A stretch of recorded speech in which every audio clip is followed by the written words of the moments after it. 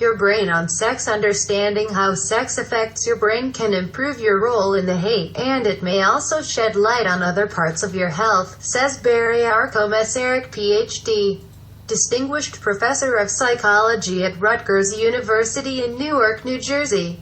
It's not the easiest subject to study. Test subjects might have to masturbate in an MRI machine, so research is still developing. But scientists are starting to unravel the mystery. Here's what we know so far about your brain on sex. Sex is like a drug. Sex makes us feel good. That's why we want it, like it, and spend so much time hunting for mates. The pleasure we get from sex is largely due to the release of dopamine, a neurotransmitter that activates the reward center of the brain. Dopamine is also one of the chemicals responsible for the high people get on certain drugs. Taking cocaine and having sex don't feel exactly the same, but they do involve the same brain regions as well as different regions of the brain, says Timothy Fong, M.D., Associate Professor of Psychiatry at UCLA's David Geffen School of Medicine. Caffeine, nicotine, and chocolate also tickle the reward center, says Komesarik.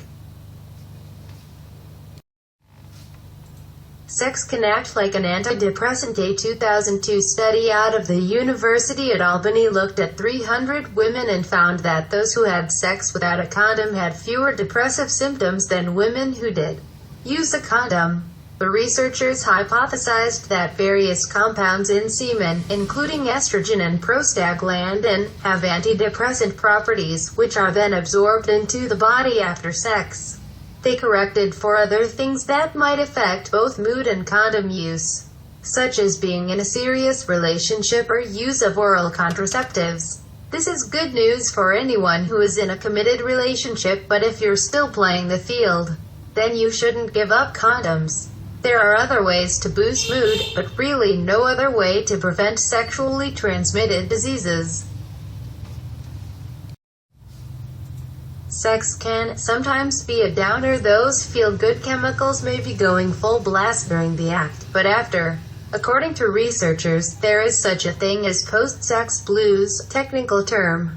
Postcoital dysphoria. About 1/3 of the women participating in one study reported having experienced sadness after sex at some point in time. While it's possible that regret or feeling coerced might be the reason why, researchers can't explain the connection at this point for sure.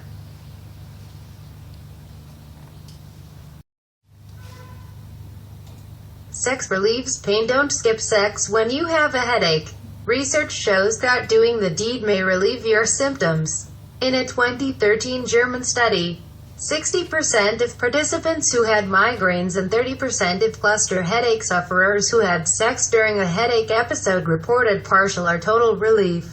Other studies have found that women who stimulated an area of the G-spot had an elevation in pain threshold.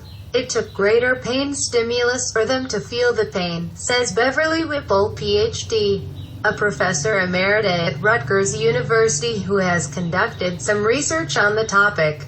Whipple didn't study why this was so, but other researchers have attributed the effect to oxytocin, the so-called bonding hormone that helps mothers and babies bond and which also has pain-relieving properties.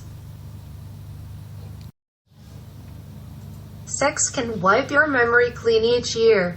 Fewer than 7 people per 100,000 experience global transient amnesia, a sudden but temporary loss of memory that can't be attributed to any other neurological condition. The condition can be brought on by vigorous sex, as well as emotional stress, pain, minor head injuries, medical procedures, and jumping into hot or cold water. The forgetfulness can last a few minutes or a few hours. During an episode, a person cannot form new memories or remember very recent events. Fortunately, there seem to be no lasting effects. Sex may boost your memory, or at least it might if you're a rodent. A 2010 study found that, compared